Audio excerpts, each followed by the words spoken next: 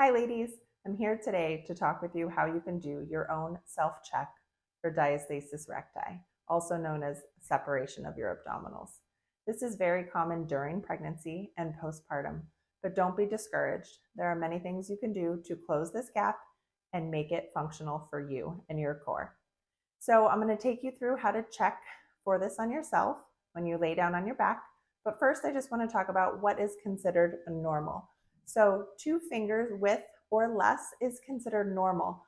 But when I take you through how to test for it, it's important not to just be paying attention to the gap in that direction, but also the depth of the gap. Because if there's a deep valley rather than a shallow stream, this is something we really need to work on in your strengthening exercises to bring the valley up to a more shallow stream. And that means then you're creating what's called a functional tension within this separation. And this is where you're going to get the most benefit. All right, let's get started. Hi there. So you're going to go ahead and lie down on your back, bend up your knees. You're going to take 2 fingers, start at your belly button.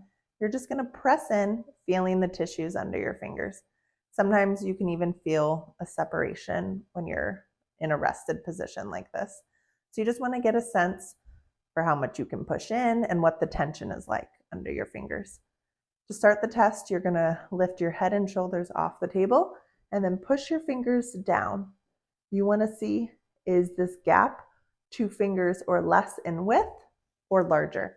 If it's bigger than 2 fingers, you can go ahead and see how many fingers you can fit in that gap.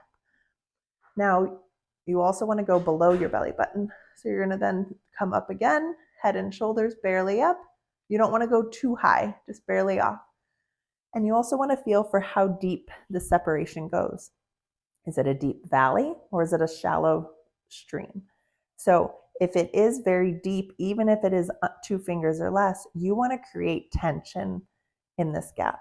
So you're going to, again, lift your head and shoulders, but this time you're going to think of engaging your core, drawing your abdominals to the center, and you're going to lift up and test again to see if you can create tension in the gap. You also want to watch for any coning, doming in your midline, because this is another sign that it is a positive test.